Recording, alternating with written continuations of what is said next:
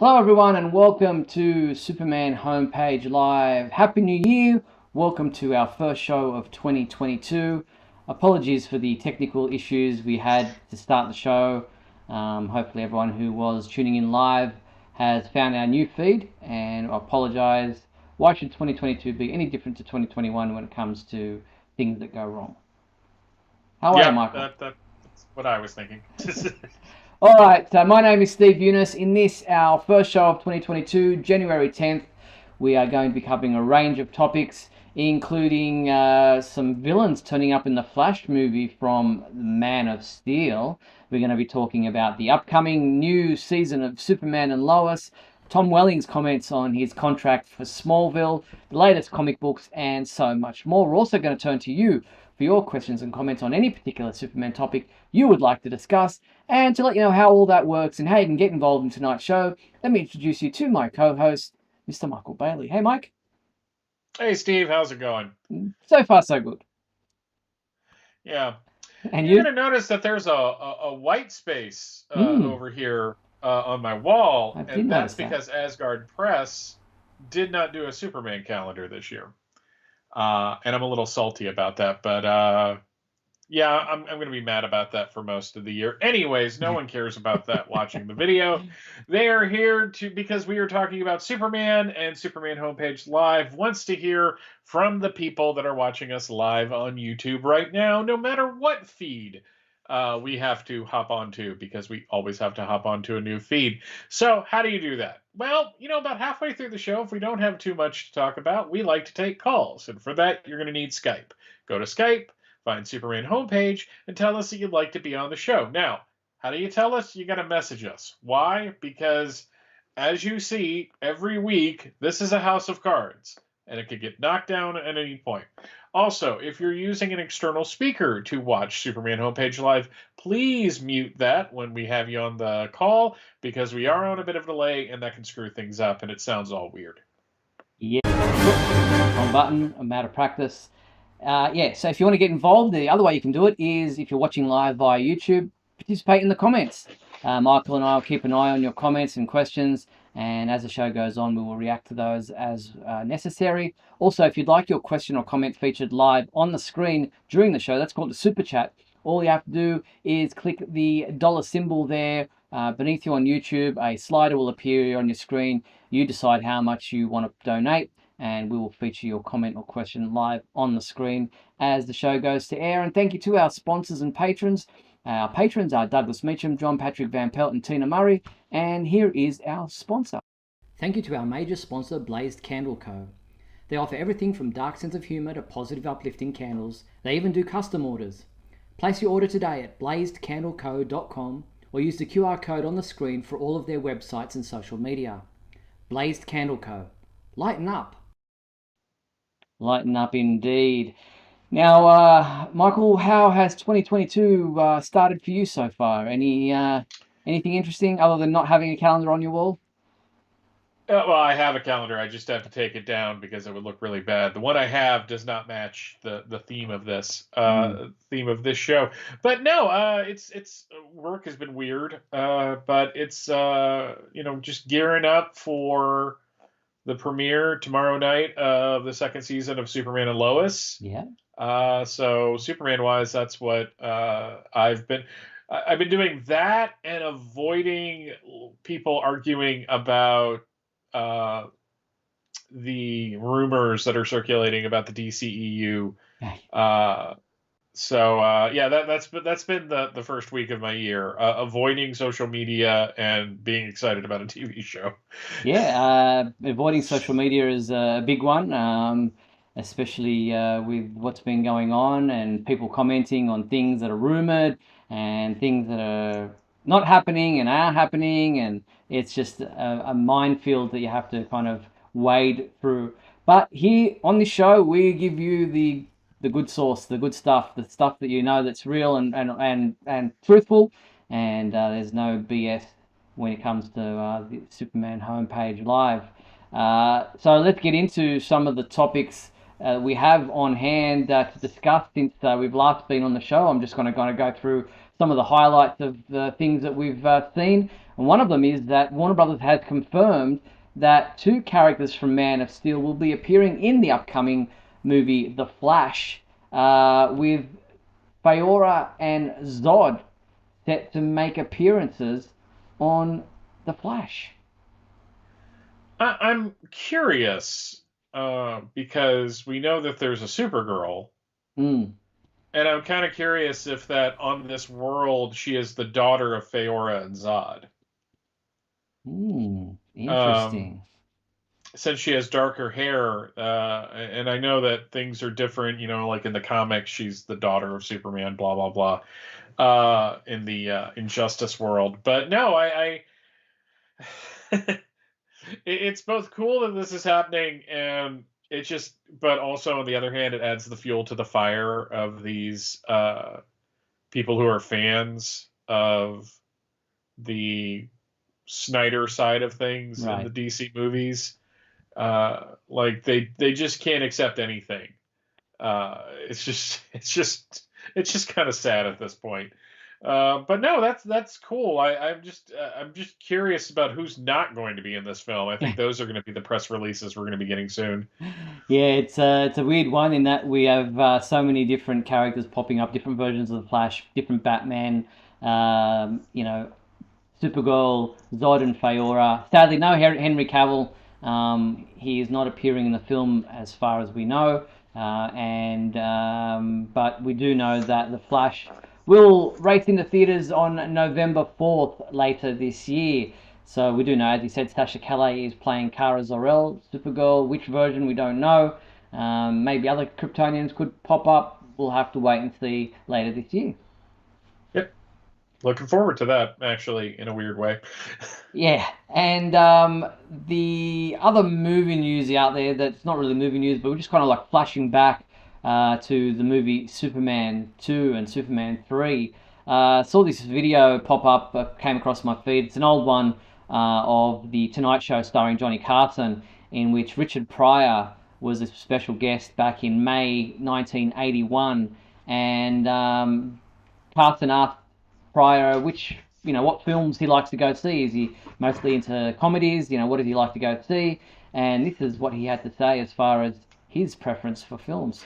Check out, this is what Richard Pryor said. What do you go to see? Pictures, what kind? You go see comedies mainly? Oh, I want to see Superman 2. Superman 2? That's what I'm waiting on to see. Really? Yeah. So did you see Superman 1? Sure. Well, this one, remember the people was in the glass? Yeah. Well, he goes and gets them. Yeah. And brings them back to Earth accidentally. And there's 4 Supermans. I didn't know that. Yeah, and 1 Superwoman. Oh, it's going to be good. The previews are great. We sitting in there, yeah, it's Soup! We'll be right back. There you have it. Richard Pryor, pretty much they're the comments that had him win a role in Superman 3. He was a massive star at the time, one of America's biggest comic geniuses in the 1980s and late 1970s. And when the producers, Ilya and Alexander Salkind, saw those comments by Richard Pryor, they pretty much said, yep, let's try to get him in. And that's how Superman 3 came about. Yeah, that's on brand for the Salkinds. In all honesty, that makes perfect sense. And I've got a lot of affection for Superman 3.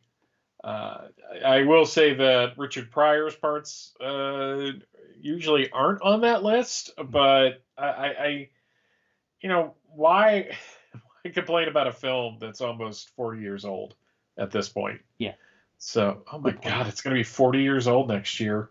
I know. Can you believe it? Yeah, I'm having an existential crisis right now, so that's okay. So, yeah, they are pretty much the comments. Richard Pryor, huge fan of the Superman, the movie, and was looking forward to Superman 2, and that pretty much won him a role on Superman 3. All right, so pushing on in other areas of the Superman world, that was Richard Pryor. Brandon Routh, who, as you know, starred as Superman in Superman Returns, and obviously has portrayed the Kingdom Come style Superman in the Crisis on Infinite Earths crossover on the CW. He will be appearing as a special guest at the Planet Comic Con Kansas City convention in April. Obviously these kind of conventions and things are always tentative at this point in time, with COVID kind of going through the roof again. But Brandon Routh will be appearing there, all things being considered, on April 22nd to April 24th. You can purchase photo opportunities with Brandon for $60, and you can purchase your tickets now at planetcomiccon.com. Yeah, always cool to get the opportunity to meet these people. But yeah, with Omicron making its way, especially here in the States, yeah, it's kind of yeah, everything is got an asterisk next to it. Yeah, indeed. So yeah, if you're interested and you willing to go to conventions, and it goes ahead, I imagine they've got a disclaimer there about if things don't happen and you purchase your ticket, they'll be reimbursing you or what have you. But look into that if you're interested and live in that area. All right, moving on to the television side of things. I saw in a recent interview with Michael Rosenbaum for his Inside of You podcast, he sat down with Tom Welling to look back on their years playing Clark and Lex respectively on Smallville, and how Tom felt about being the newbie on the set back in season 1. The upcoming idea of their Smallville animated series project that they're looking to pitch to Warner Brothers. Supposedly those meetings are happening this month, and whether he'd consider playing Superman in the future, Tom. And Tom said that he thinks the idea would be cool now that he has a son. He's kind of matured. He's kind of changed his perspective on the whole idea. But that wasn't the case back in the day, and Tom actually goes through and talks about his contract and how in season 1 they tried to trip him up on his no tights thing that he had stipulated. Have a listen.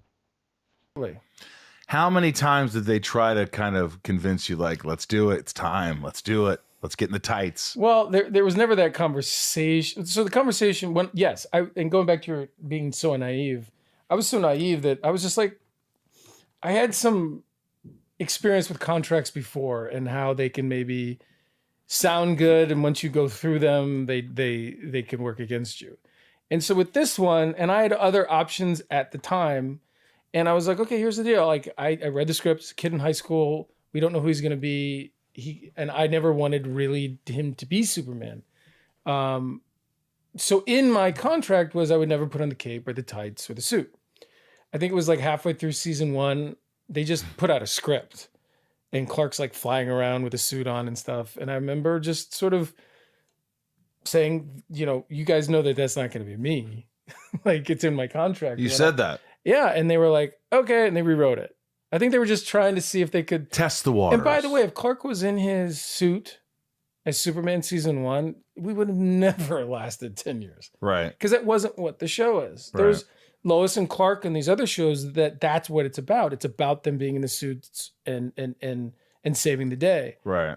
It was about Clark and Lex and Jonathan and Lionel and Martha and all the other characters. It was about their journey of who they were going to be, not who.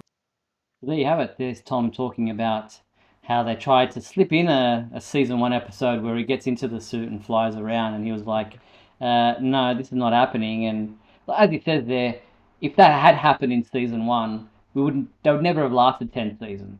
Mm-hmm. No, he said something similar at DragonCon this past year, and how he relayed how him appearing in the suit, not necessarily wearing the suit, but appearing in the suit for the last episode was something that he had to tell his people that he was doing, because that had always been in the contract, and now it's happening, and he was just the one's like, yeah, we're gonna let that one go. So but yeah, it's kind of funny because everybody, from the moment Smallville started, and you remember this probably better than I do because you had to moderate the comments on the site.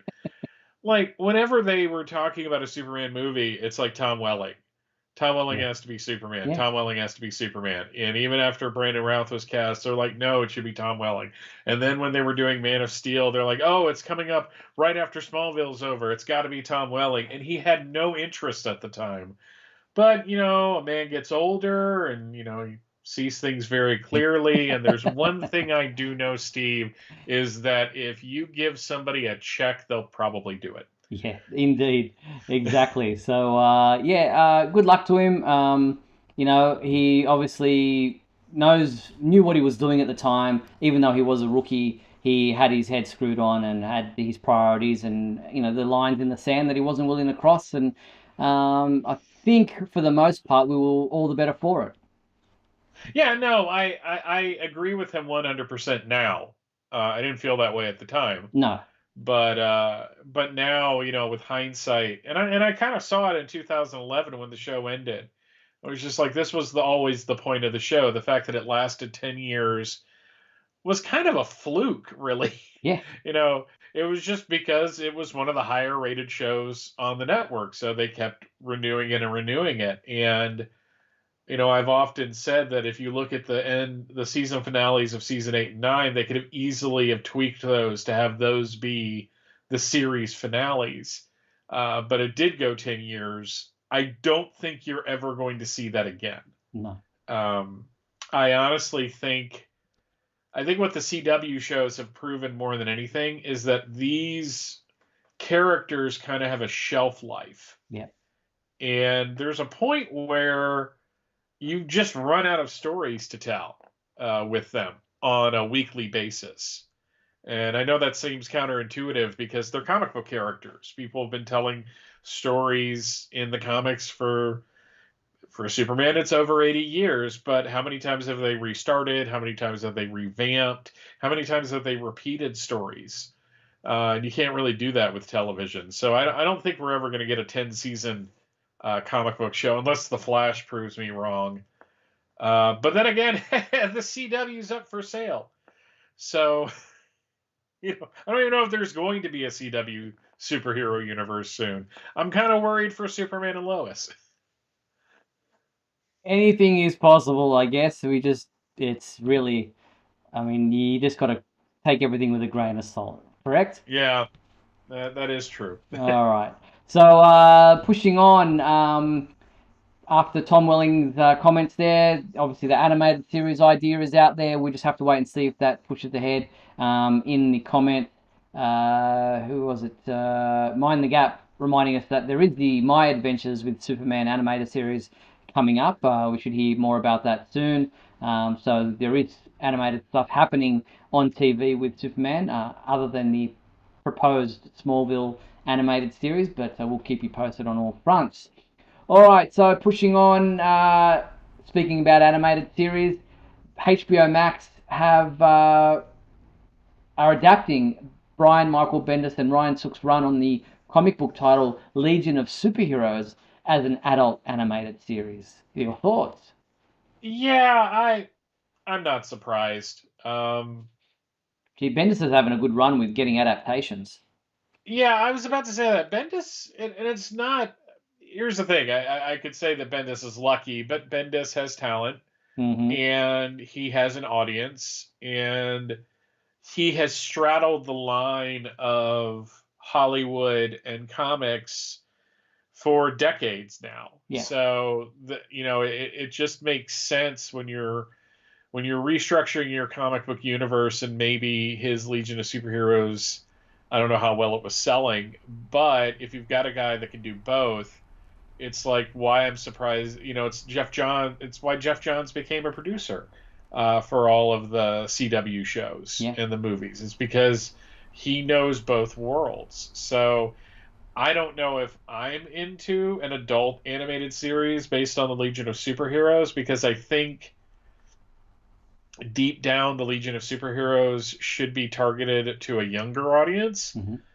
But it's HBO Max. They do adult stuff. They've got Doom Patrol and Titans. So I wish it luck. I hope the Legion fans are happy, because they're kind of hard to please.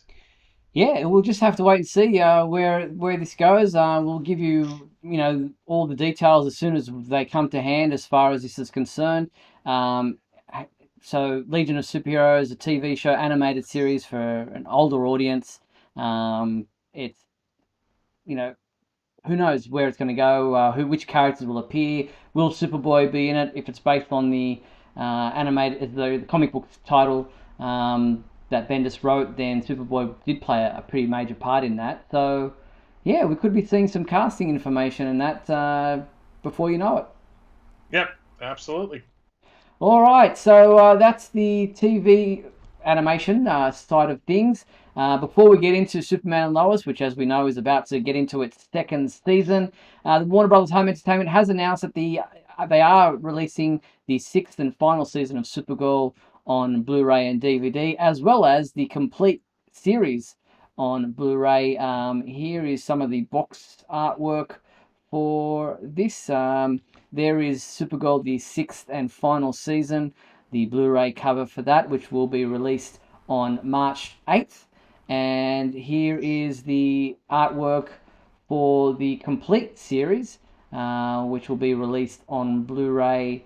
I'm thinking on the same date. I don't see a different release date, but I think the 126 episodes of the complete series will be available on DVD for $119.99 or on Blu-ray for $134.99. And if you've been collecting them all along, then you can get the DVD of the sixth season for $24.98 or the Blu-ray for $29.98. So yeah, I think they'll be releasing on the same day as each other, and that's coming up in March. Yep, I'm not surprised that they're doing a complete series. I'm surprised they're doing it so fast.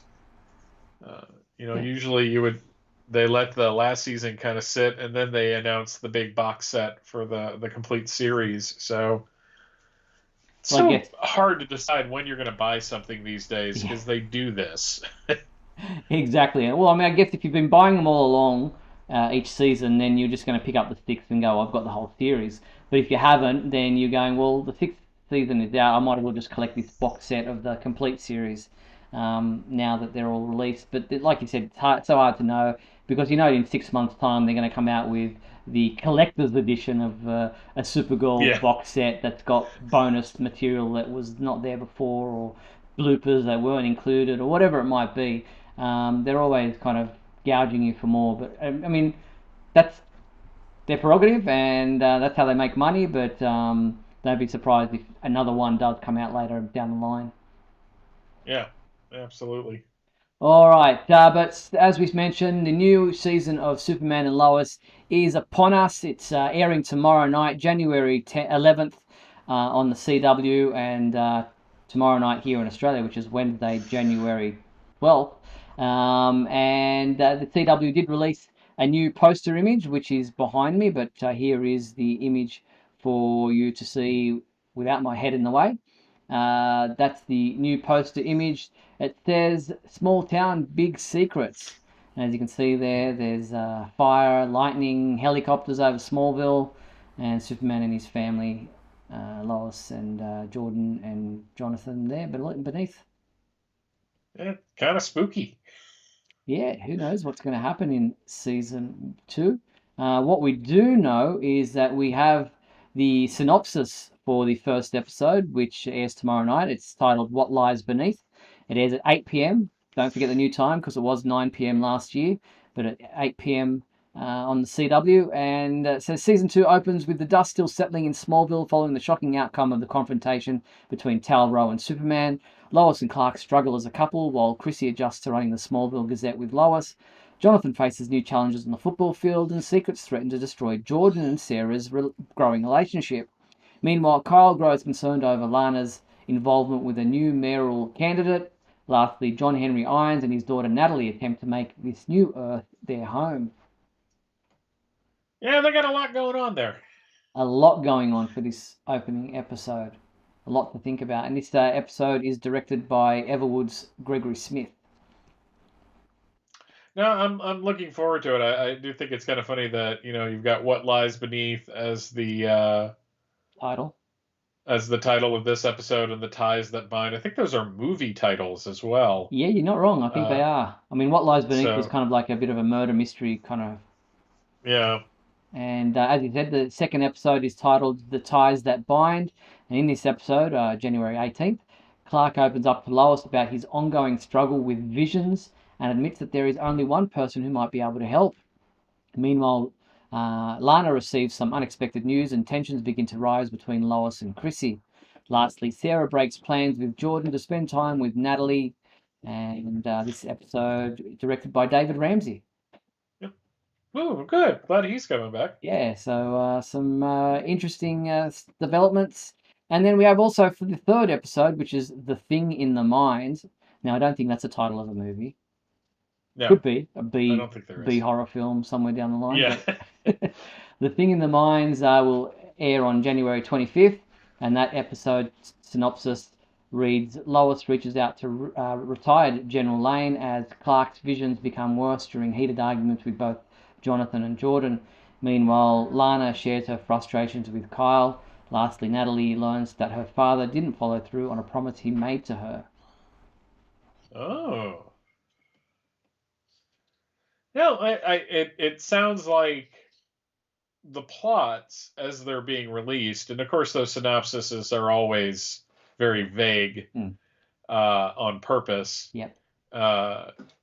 It's kind of counter to what that trailer that they released was, where everybody is just arguing all the time. So I'm going to be kind of interested to see where that goes with that. But no, I'm just excited that the show is back.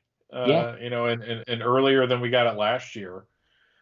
So we had to wait all the way to like the end of February back in 2021. So did they say how many episodes they're doing? I think I missed that. No, I don't think they did necessarily say. I don't think we heard an episode count. I imagine it'll probably be the same as last year. Yeah. And I'm wondering if the person that he needs to talk to is Tal Rowe. Ah, interesting. How would he do that? I don't know, but still, I'm just saying. Okay, interesting. We'll wait and see where that goes.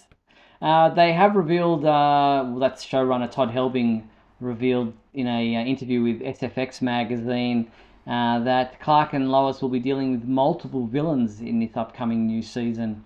He says, the fans are going to know the path we're going down real quickly. In a real good way, the Superman issue he has is driving the issues he has as a dad. This is a particular villain that the more I talk about, the more people are going to figure out who it is. But Superman is dealing with an enemy that is going to be a massive headache for him. Headache. Brainiac? Could be. Possible. Now, there are multiple villains. Both villains affect Clark and Lois personally. We start out with one villain that is really more Superman while setting up the Lois villain. They are not working together, but they hand off in a cool way this season. One of them comes to the forefront and in a lot of ways is more powerful than the other one. It will take the whole team in a different way than last year to stop this person. And if you're interested in this interview, it is available to read in full in the new issue of SFX magazine, which features Peacemaker on the cover. Yeah, I was glad to read that they're going in kind of a different direction, because the biggest mistake they could make, and this crew, I don't think they would do it, but the biggest mistake they could make is just try to do what the Flash does, where it's like, okay, the big bad of this one is a speedster, and the big bad of the next season is a speedster, and then in the third season the big bad's a speeds. It's like, no, just kind of mix it up a little bit. And Superman's got a great rogues gallery that hasn't really been tapped. If it is Brainiac, that's awesome. If not, I'm really interested to see who it is, because there's a lot of fans on that writing staff, and they do deep cuts. So, I mean, they had, what was his name? God, his name completely disappeared from my head. The guy they had last year that was just like a super obscure Superman villain. You're talking about the villains. I thought you were talking about writers. No. fans will tell us. And they're trying to. Kilgrave. Oh yes, Kilgrave. Thaddeus Kilgrave. Yeah. The fans in the comments are coming up with some ideas. Mixie says Mind the Gap. Metallo says Justin. Terra Man. I like Rom suggesting the Ultra Humanite. Yeah.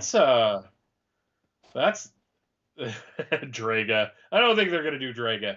And I don't think that Candor Archives is suggesting Titano. Maybe that'd be kind of funny. And Mind the Gap's got Massacre. Thank you for pulling that one out. That's cool. Yeah, way back. So yeah, some ideas there. Headaches, you know, for Superman. It could definitely be somebody playing with his mind. Yep. Could what was that? The big-headed DC villain that's like massive head in the comics. Hector Hammond? Yes, that's who I'm thinking of. He's a Green Lantern villain, but that's an interesting idea. It'd be very cool to see them do that one in makeup. Yeah, absolutely. All right, well, we're at the just over the halfway point of tonight's show, so we're going to take a quick break, play some messages, and then come back on the flip side, talk some more Superman and Lois right after this. Don't go anywhere. We'll be back. We'll be back in a moment with the exciting climax of today's episode. So stand by.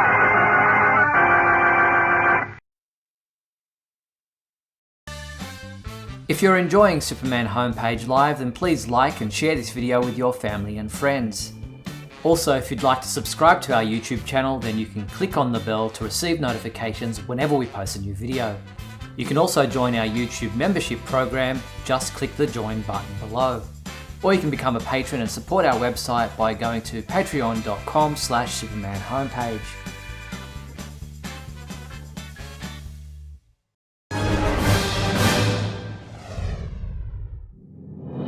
Look, up in the sky. It's a bird. It's a plane. No, it's SupermanHomepage.com, the #1 Superman fan site in the world. SupermanHomepage.com, covering the world of Superman from the 1930s to today. News, reviews, rumors, and reports. SupermanHomepage.com for all your Superman comics, TV shows, movies, cartoons, radio shows, and more. Everything you ever wanted to know about the Man of Steel and more.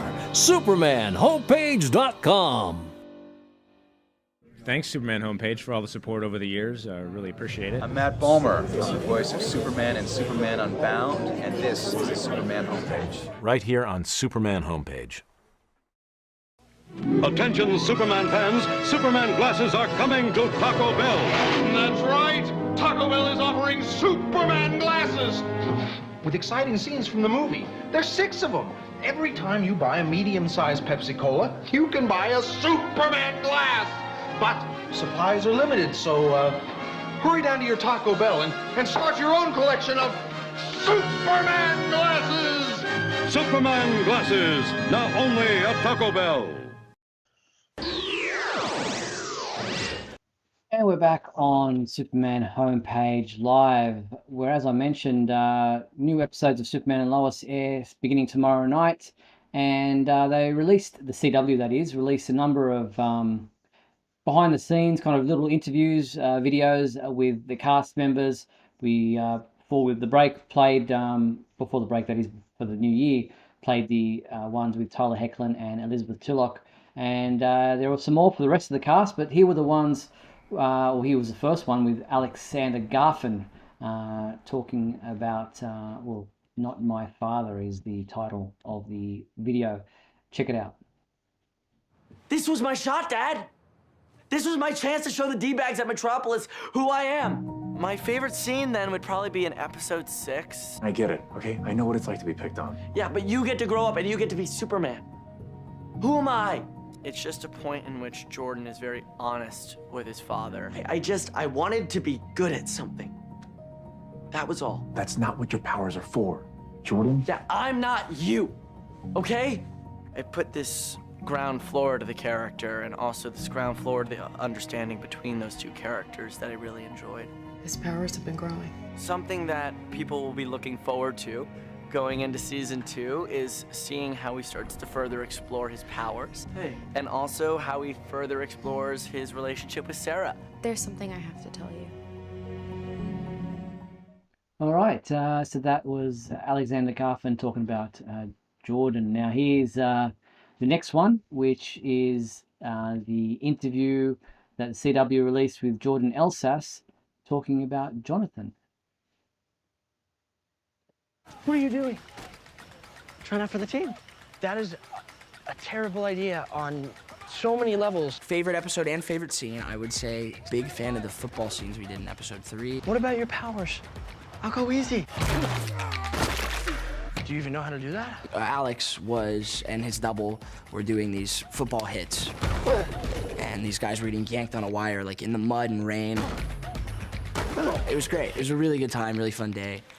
For season 2, well, it has already been revealed that football is back. Hey, QB number 2, let's go! You broke your arm twice last year. Okay, yeah, but it healed. You know, we're gonna see some of the effects of the isolation that he felt in season 1 and sort of what's that's doing to him and what he's gonna do to get back in the game and what he's willing to do to fit in. There you have it. Some interesting developments for both of those characters in season 2. Yeah. What is Jordan Elias wearing in this? Is that like a coat over a running outfit? It's like double jackets. Yeah, it's kind of weird, but okay, whatever. Yeah, so you can check out all those interviews with the cast, and there is, with Indy, there's with all of Lana's family, with Lois's dad, Chrissy Beppo. All those interviews are available at our website if you want to check them out over the last couple of weeks. Now, also after Superman and Lois airs tomorrow night, we get a new TV series following directly after it, based on Brian Michael Bendis' character Naomi. Now, Naomi is a DC Comics character who is a big fan of Superman, and we've found out that Superman will actually be appearing in at least the first episode of Naomi, but maybe not as you expect, and not Tyler Hoechlin. We find out in an interview that Casey Walpole, who plays Naomi, did on Good Day Sacramento. I think it was earlier today. Check this out. Where is this video? Here we go. I love comic books, and as a kid, as I was reading comic books, I was like, it could happen to me. And that's what happens in Naomi. It's very cool. Casey Walpole joining us right now. Casey, how are you? I'm great. How are you? Oh, this is so exciting. This is so exciting. This looks great. Okay, so kind of set it up for us. Naomi's just an ordinary kid. You know, she's cool. She's fun. She's into comic books, but then she gets powers.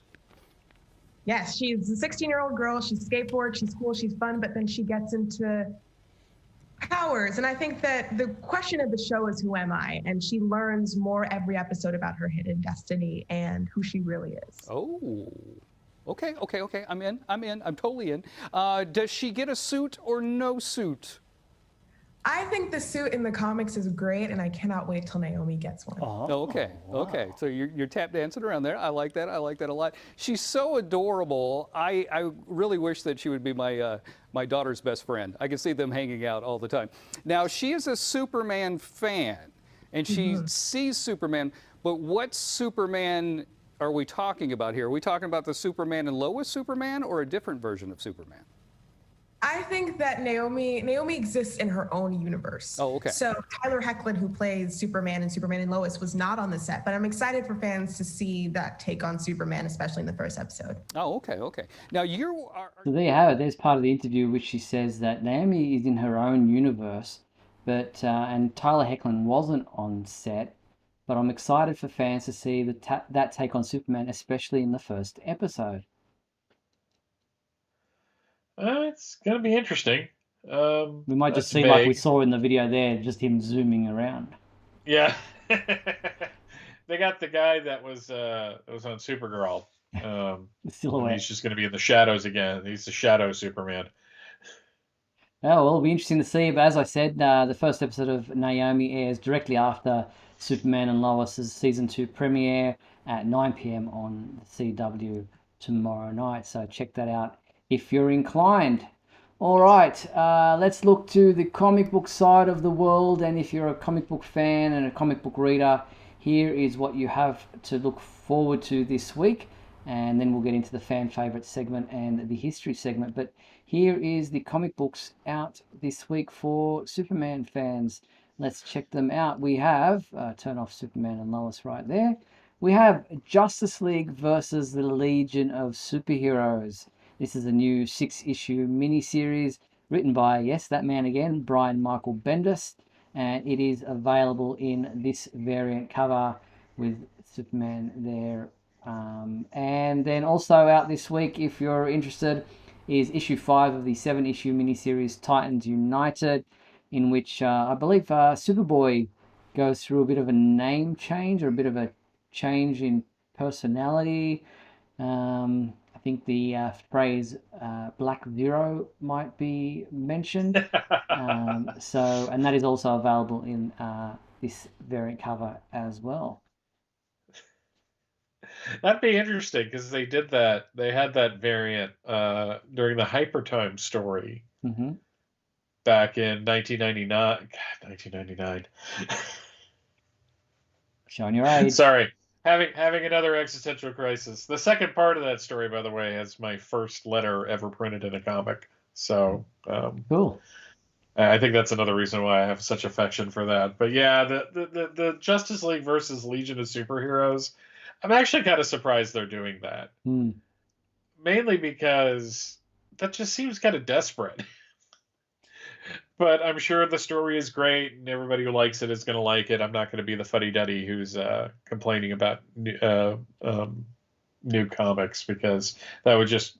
no one would want to watch that. No. And if you're not sure if it's something that you will like and you don't want to necessarily purchase it without hearing somebody else's thoughts, our review of that first issue will be up on the website tomorrow morning. So you'll be able to check out the review written by James Lance of Justice League versus the Legion of Superheroes issue 1. All right, as I mentioned, our fan favorite segment, our weekly segment that we do every time. Here is the intro.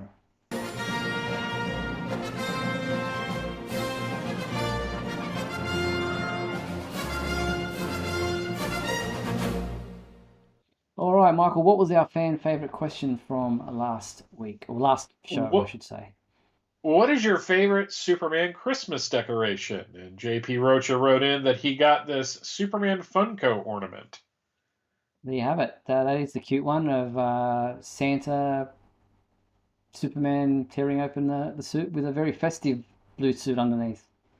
Yeah, it's the ornament miniature version of yeah. the main one they had. But yeah, I saw that at Walmart. I didn't pick it up because I got the bigger one. But yeah, I thought that was cute. Hang that one on your tree. Yeah, so thank you to JP. Also, we got this photo from Douglas Meacham. He says, my favourite Superman-related Christmas ornament is the 2019 Hallmark Keepsake, one of Christopher Reeve, which plays the John Williams theme. Hope both of you had a very Merry Christmas. Thank you, Doug. That is a cool ornament and a great photo there. Oh, yeah, absolutely. Do you have a favourite? I absolutely love the Peace on Earth Superman animated ornament that we got at the Warner Brothers store. Yeah, I've got that one like too. Over 20 years ago. I guess the theme of this year is Mike is old and having to deal with it now. And Steve's just going to be quiet because he's older than Mike. But no, that I mean, I've got, we've got a bunch of different little Superman ornaments, like from like a little lunchbox that has Golden Age art on it, to it's up year round because I never take it down. But I've got a stocking right over there that has Wayne Boring Superman on it. So yeah, I got a lot of favorites. Yeah. This is my favorite. It is like a little statue. It's probably maybe as high as an iPhone. It's not that big. So and it's Superman Santa again ripping open to reveal the Superman costume underneath. That's not the greatest photo right there, but that is image of that statue, which is pretty cool. It's like it's set on the mantelpiece or the TV stand or whatever next to the Christmas tree. I'm still holding out hope that somebody will one day do the Superman Advent calendar, where the beginning is Jor-El and Laura launching the baby, and you open it up every day, and it's him closer and closer to Earth and being found by the Kents. Sacrilegious, maybe, but still, I would like to see it. Indeed. All right. Well, let's get into what is our next fan favorite question for this upcoming week. What is your this is going to be contentious. What is your favorite Superman TV theme song or music? And why isn't it Save Me? Because that's my least favorite. That's not part of the question. It's just what is your favorite Superman TV theme music or song? Yeah. That's gonna. I'm looking forward to this one because that could be a contentious argument. Yeah. The email address is on the bottom of your screen now. info@supermanhomepage.com. Let us know what your favorite TV theme or music is for a Superman show. It could be an animated series. Doesn't have to be live action. We've got, obviously, you mentioned Smallville. We've got Lois and Clark. We've got Superman, the animated series, the New Adventures of Superman, so many, even the Super Friends, different versions of that. So let us know what your favorite theme was, looking back through the years. Even Superman and Lois is a bit of a music there. Mm-hmm. So let us know, info@supermanhomepage.com, and we'll read out and play a little bit of each one when we return to this segment in our show next week, the fan favorite segment of our show. That's the email address right there. All right, let's get into This Week in History. Come with me now, my son, as we break through the bonds of your earthly confinement, traveling through time and space. All righty. We don't have that much this week. This was apparently a slow week across the decades. Our first one comes in 1972 with Superman number 249. Which came out on January 11th, 1972. This is the first appearance of Terra Man. It's a cowboy on a winged horse. The 70s were a weird time. But you also have a silver anniversary Superman story. So, but yes, the challenge of Terra Man and the origin of Terra Man. Also, a couple days later, you had Superman's pal Jimmy Olsen number 147, which has a Superman in Supertown, and there is a Newsboy Legion backup, which, if I'm correct, was a reprint.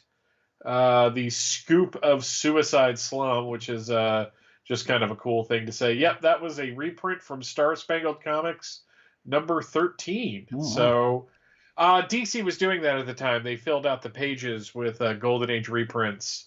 Usually, like over in New Gods, it was Jack Kirby stuff. Hopping ahead to 1982, we have Superman 370, Better Vengeance through Chemo Street. As Superman is fighting Chemo, who is just a weird villain. You also have a backup story, Supervisions from Beyond. Jumping ahead to 1992, this is a big one, folks. We are at the 30th anniversary of Panic in the Sky, which was a huge story in 1992. And it kind of bookends, like the year bookends with like this really great story and another little-known story that no one talks about. But this one has the cover by John Bogdanov, and I love Panic in the Sky. Great story. I have no bias. I have no objectivity there. Before you hop on, some questions about some of the comics you've just mentioned. Justin asking, what are Terra Man's powers? If I'm remembering correctly, he was a kid that was in the Old West, and aliens took him, and he was like raised off planet, and he doesn't really have powers. He just has technology, but because of he was born in the Old West, that's his iconography. So that's pretty much it. I mean, there's really not much to him. In the post-crisis world, he was an eco-terrorist. And Mind the Gap asking about the Jimmy Olsen one. Didn't they redraw Jack Kirby's Superman head? Yes. Jack Kirby in the production office, they would change the face. And if you look online and Google it, you can actually see what Jack Kirby's Superman face was supposed to be. But they wanted it to be more in line with like the house style of Superman. Yeah. Which, you know, like Jack Kirby got screwed over several times in his career, and it just seems like really like counterintuitive that you're bringing Jack Kirby over to DC Comics so that he'll be Jack Kirby, and the first thing you do is you redraw the faces. That doesn't make any sense to me. All right, moving on. In 2002, Adventures of Superman number 600. If you have never read this, reread it. It's a really good story. I really enjoyed it back when it came out. This was during Joe Casey's run. Not as good as Action 850, but just kind of a really cool like look at Superman with some great Mike Wieringo art and a cover by Daniel Adell where Superman has a very big chin. And going to 2012, Action Comics number 5. Oh man, this was, we were like 4 issues into the Action Comics run, and then they do this, which is kind of a flashback story, but really cool. The thing that always gets me about this cover is that font for It Begins is actually the Batman Forever font. Yes, it's very recognizable. Always really weird that they did that. In the real world, I believe I have to pull up my... Where did my thing go? I had a thing for that. Oh, here we go. Sorry, you actually sent the topics as a response to my email. Very good. January 9th, Susanna York was born in 1939. She, of course, played Lara in Superman the movie and Superman 2, and you could hear her voice in Superman 4. On January 14th, Superman's girlfriend Lois Lane goes on sale in 1958. Unfortunately, on the same day in 2011, Susanna York died of cancer. And on January 15th, Phyllis Coates was born in 1927. And I think I added a day there that isn't going to be... Yeah, that'll be for next week. Okay, but, so Phyllis Coates, who is still alive, would be well into her 90s now. Yeah, she's... It's going to sound terrible. She's really hanging on. And we're losing celebrities at a really good clip at the beginning of the year. So, no, I love Phyllis Coates as Lois Lane. I will always hold her in high regard. I think, Noelle Neal has her place. I'm not trying to take anything away from her. Lovely woman, had breakfast with her kind of once.